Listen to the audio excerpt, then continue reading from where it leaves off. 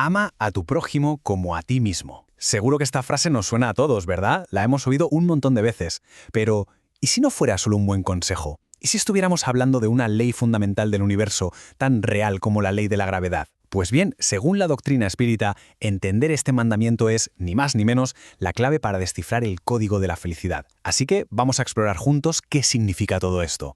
Claro, porque la pregunta del millón es esa. ¿Qué significa realmente amar al prójimo?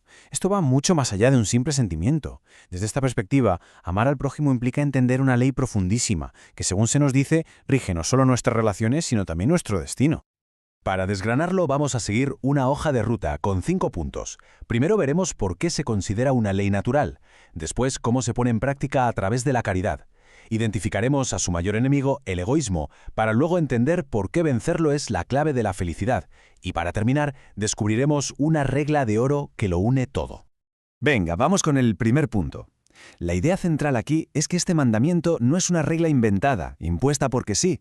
Se nos presenta como la base misma del universo moral. Una ley tan natural como las que rigen la física.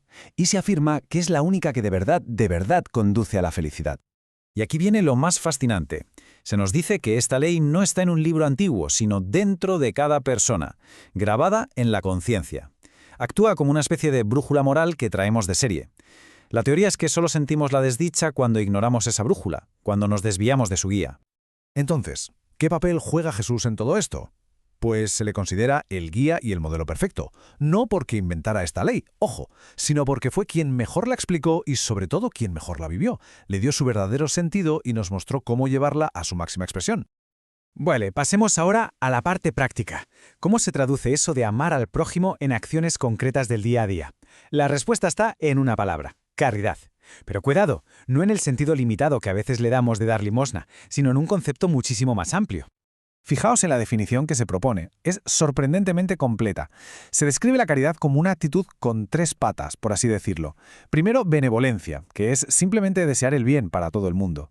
Segundo, indulgencia, o sea, ser comprensivos con los fallos de los demás. Y tercero, el perdón de las ofensas. Es una fórmula que lo abarca todo.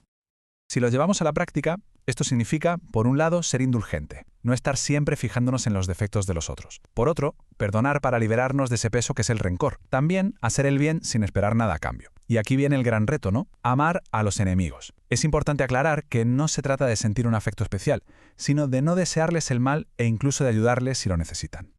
Jesús fue muy claro en esto. El perdón no tiene límite. Esta frase no es una cifra, claro, es un símbolo del perdón infinito. El verdadero perdón es el que olvida la ofensa y devuelve bien por mal. Es un acto que al final nos eleva a nosotros mismos. Pero bueno, si la caridad es el camino, ¿qué es lo que nos lo impide? Pues aquí entra el gran antagonista de esta historia: el egoísmo.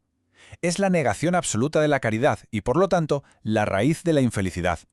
Se llega a describir el egoísmo como la verdadera plaga de la sociedad.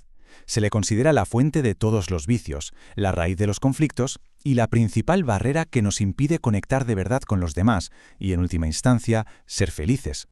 El contraste entre ambos es total. Por un lado, la caridad crea lazos, une, consuela, es la base de la fraternidad. Y en la esquina contraria, el egoísmo, que hace todo lo opuesto, aísla, degrada y se señala como la causa de todos los vicios. Se presentan como dos fuerzas opuestas en una lucha constante dentro de cada uno de nosotros. Muy bien. ¿Y por qué importa tanto esta lucha interna? Pues porque el resultado define, ni más ni menos, nuestro nivel de felicidad.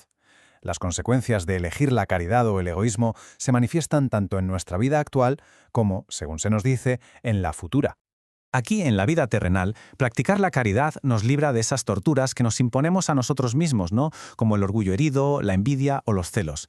Nos da serenidad ante las dificultades. Y en la vida futura, nuestro estado de felicidad o sufrimiento es simplemente la consecuencia directa de cómo hemos vivido y de cómo hemos amado. Si profundizamos en esa idea de la vida futura, se describe que la felicidad de los espíritus buenos viene del amor y del bien que hacen, y que viven libres de pasiones negativas.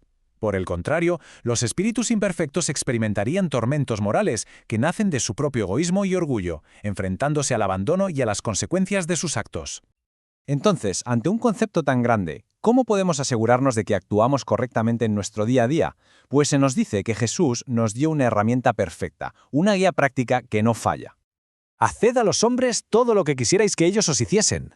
Esta es la famosísima regla de oro. Se considera la expresión más completa y a la vez más sencilla de la caridad, una sola frase que resume todos los deberes hacia el prójimo. La idea es que, si se aplica, es imposible equivocarse. La genialidad de esta regla está en lo simple que es.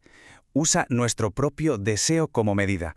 Al preguntarnos, ¿me gustaría que me trataran a mí de esta manera?, tenemos una guía interna que no falla. Si la respuesta es no, ya sabemos que ese no es el camino de la caridad. Al final, la gran conclusión de todo esto es que amar al prójimo deja de ser un ideal poético para convertirse en una ley natural y muy práctica. Cumplirla, a través de la caridad y de la lucha contra el egoísmo, no sería solo un acto para mejorar el mundo, sino la herramienta más directa para construir la propia felicidad. Y todo esto nos deja con una pregunta final para la reflexión. Si el egoísmo es la gran barrera, esa plaga de la sociedad y la fuente de infelicidad, ¿cuál es el primer paso, por pequeño que sea, que se puede dar hoy mismo para empezar a superarlo?